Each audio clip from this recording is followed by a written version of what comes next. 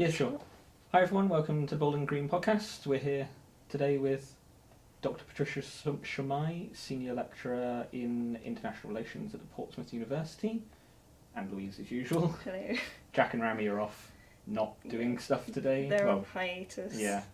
So, but we've got Patricia here. We wanted to talk about the India-Pakistan thing. We've kind of been putting it off for a few weeks, really. So, do you want to start off? Because I think you've got a better. Should we just jump right into it? Yeah. Oh, well, I don't know about that. More knowledge than I have. I brought it up on our first podcast because we talked about it. I think it was a couple months ago now when tensions kicked off in Kashmir. There was a terror attack that killed about 40 people, I think. India responded with the bombing rage over Pakistan, and a pilot got shot down. The tensions really ratcheted up, and I think. But they captured him, like not shot down and killed. They not shot down, captured him, and you sort of said kind of while we were going back over this, what was the point of all that again? Like what were the tensions rising about, and why it was related to nuclear issues. Yeah. So that might be a good time to ask you, Patricia, your take on it. So I think you need to look at the context of what's going on in India and Pakistan at the moment. Mm-hmm. Both states have nuclear weapons, Mm-hmm. and are not members of the Nuclear Non-Proliferation Treaty. Right. So this means that they're not bound by international law. It means that they're seen as outsiders because the treaty has almost universal compliance. Yeah. But at the same time, it means that their possession of nuclear weapons is not technically illegal because they haven't signed any kind of international treaty which says that they can't develop them. Yeah. Right. And both have what we would understand as both have a nuclear weapons capability. So you could argue that both have the ability to deter the other, because both can create mass destruction. So the old-fashioned notions of deterrence apply. Yeah. And that really has meant that there's not a resistance towards conflict, but there's a hesitation. Right. And you've seen conflict after either side developed nuclear weapons. So they developed that capability in 1998, and they had a short war after that in 1999. But that didn't escalate any further. And some of the arguments for that is because each side has it's a bit like a small terrier having a fight with another dog, and behind them is a gigantic Rottweiler. Right. You know, there's that knowledge that the Rottweiler's standing behind them. Appropriate metaphor. Yes, it's got to be dogs. So because of that, I think what we're seeing at the moment is rhetoric. Right. But how far that rhetoric goes, I think is uncertain, because there's always that backdrop that either side has the ability to That's quite cause common mass with destruction. nuclear powers, isn't it? It's always rhetoric. Because I don't think they're ever really going to use any of the weapons, like the nuclear weapons. God But they've got the forbid that they rhetoric. did. Yeah, but they've got the rhetoric. Well, we can. So don't mess with us. It's a boast. I think that's a distinct quality about them. For the time being, they are the absolute weapons. And so the enormous destruction that they could cause, it will always create that. For the time being, will always create that sort of stalemate situation, that deterrence. Yeah. What you see in India and Pakistan at the moment is you see a relatively new leader, Imran Khan. He's been in power for about 8 months. And you see elections just about to take place in India. Yes. And so nationalism and national pride and power, if we look from sort of a traditional realist kind of perspective, you would argue that both sides are almost trying to assert their power and their influence. Right. In line with changes that are going on internally. Both face economic challenges and changes internally, and both almost have to look externally as a way of not detracting, but as a way of unifying support. So with Imran Khan, you see that he's needing to establish himself, and also I think there's the case of not fake news, but representation in the media, and how how either party is seen and portrayed within the media is really important. Mhm. In India, there is a challenge regarding fake news because there's such a reliance on technologies, information. Is it India that has like a thing with WhatsApp? Yeah, there's a lot of sort of WhatsApp groups where a video will go viral maybe very quickly, And then they'll that's mob, maybe a like- few years old, yeah. but they will go and mob, say if it's It's if it's a Hindu group, they'll go and mob a Muslim, Yeah. and vice versa. And then it turns out to have been, you know, a year's old video. Yeah. Or not, or fake taken out of news. context, Taken out of or whatever. context, Have yeah. you not heard of that? No, I haven't heard of that. I don't know the details, but they've Yeah. got this. Really, it's the trappings of globalization that they've Mhm. got this inability to. I mean, information should be free, Yeah. but it's sort of like an explosion of the wrong kind of information in Mhm. the wrong kind of way.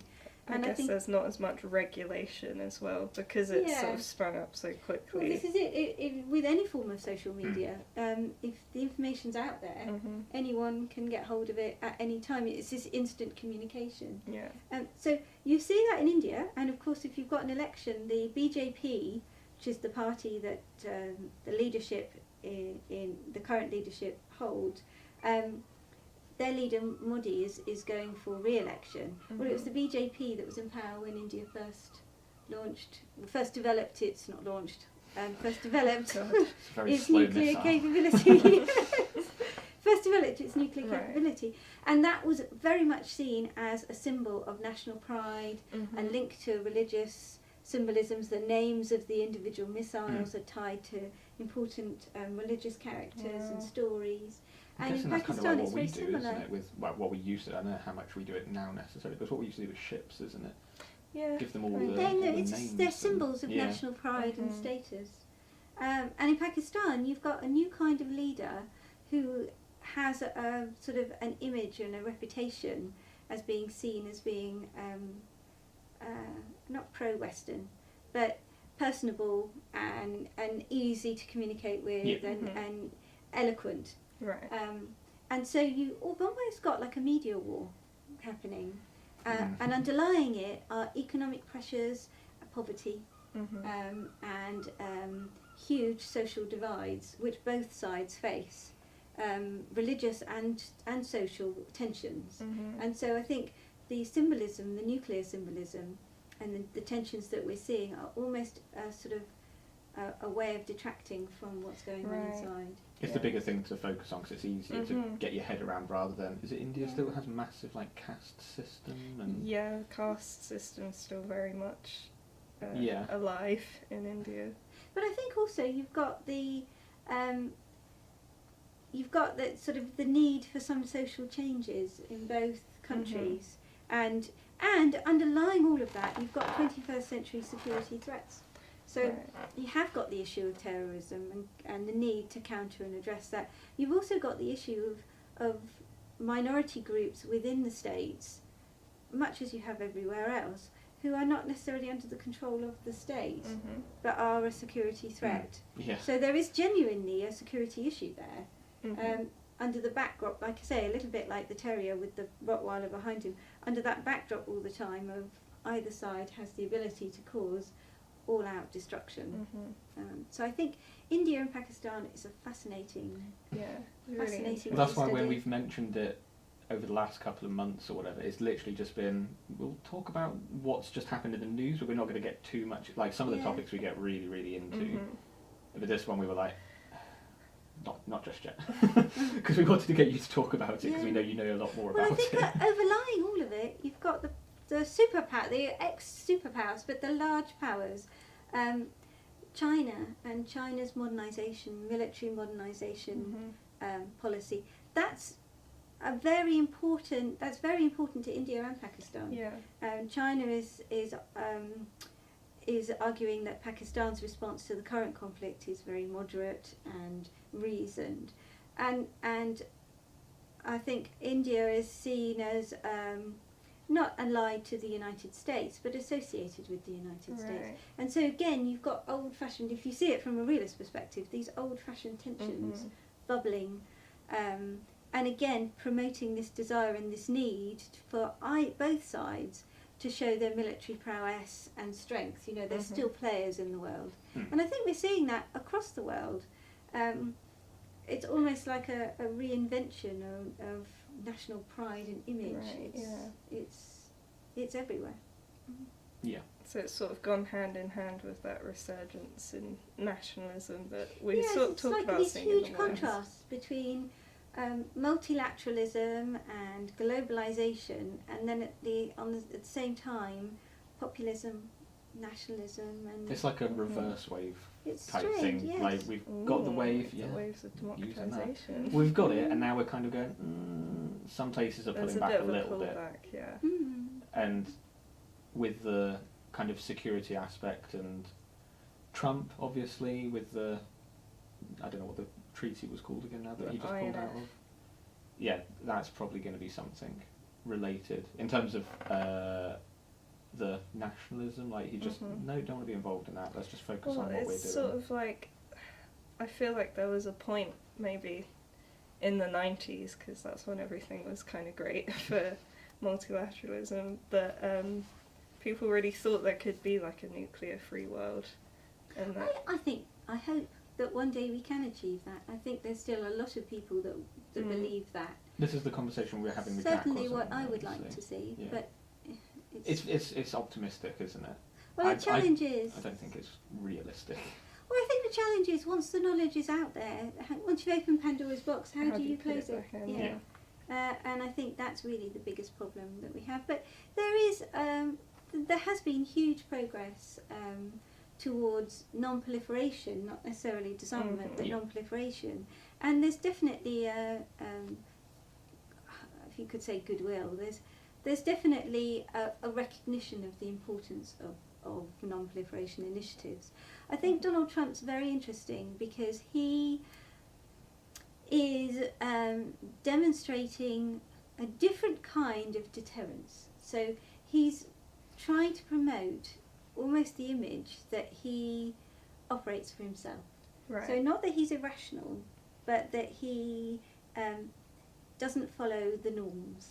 He doesn't Bit of a conform loose to cannon the statement, establishment. yeah. Yeah, and in that way, he actually manages to deter or to project an impression of American strength and unpredictability, which for America deters its potential aggressors. Right.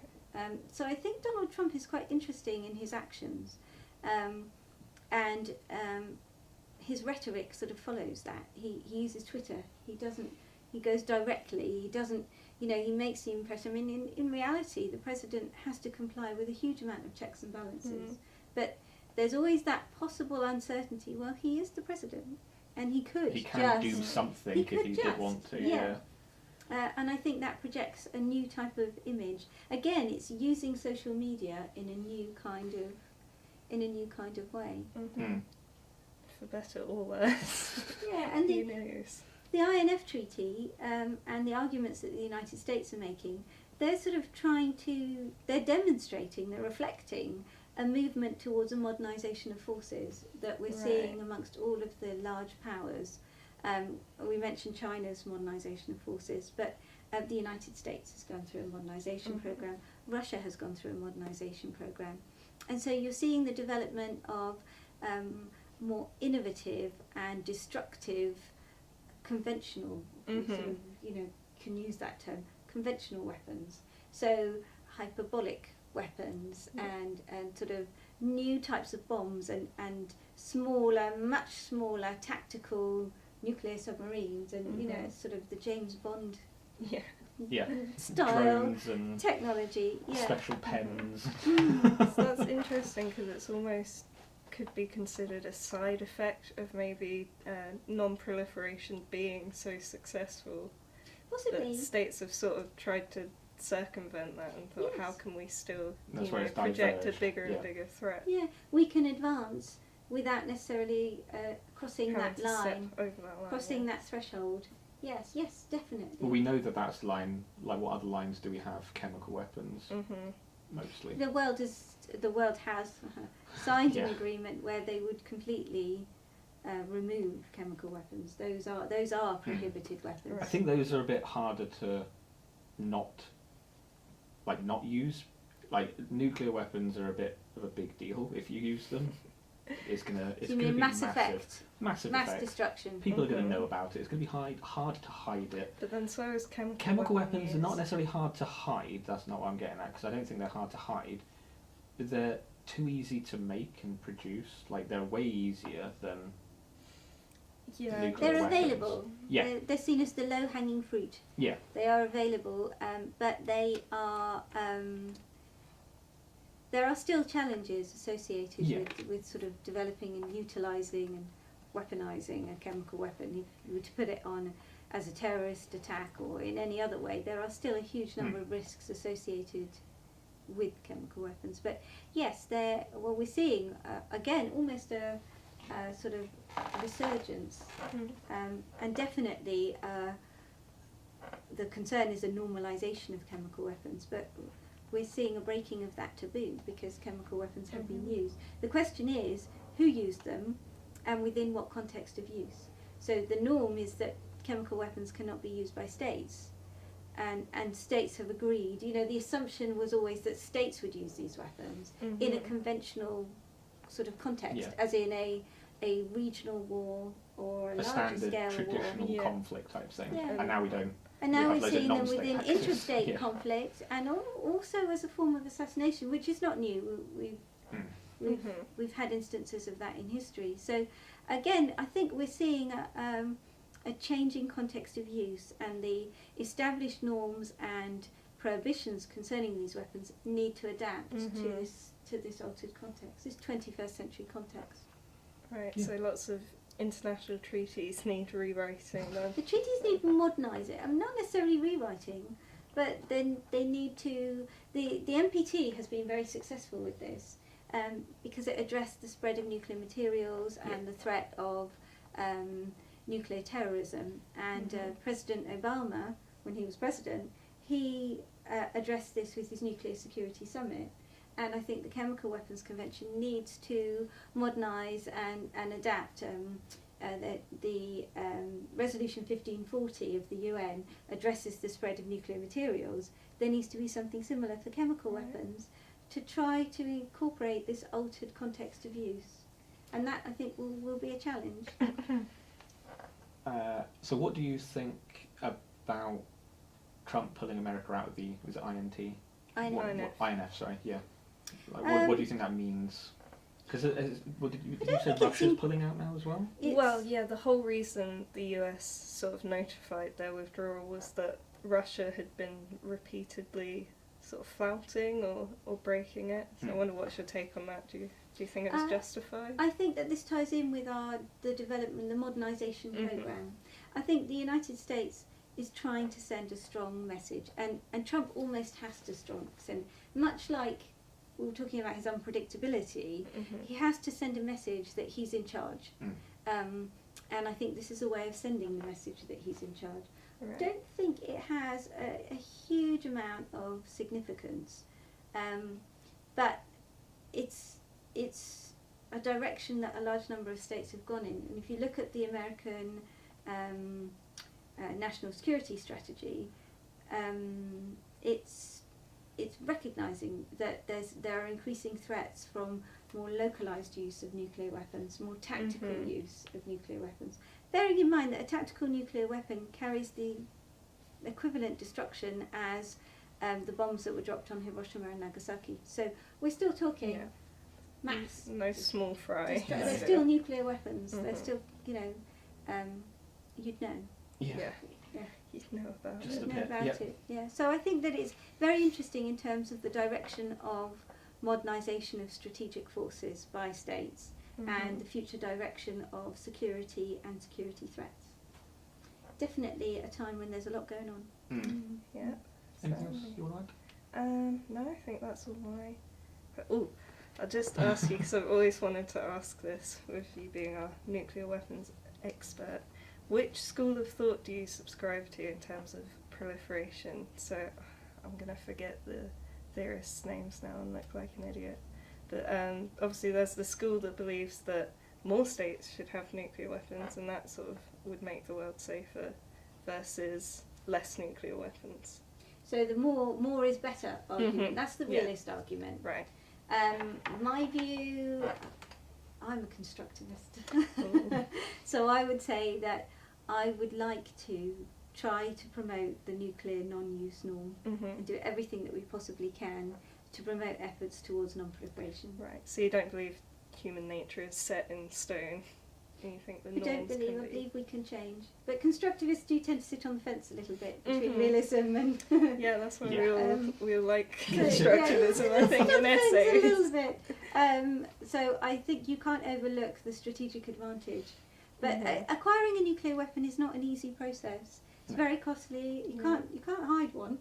That's why North Korea's having such a hard time with it, Yeah, aren't they? it's a very difficult process. So not every state has the ability to acquire a weapon. Yeah. But I think that I think that the only way to try to prevent the dangers of mass destruction, the dangers of the use of nuclear weapons, is to try to promote non-proliferation. Yeah. Yes.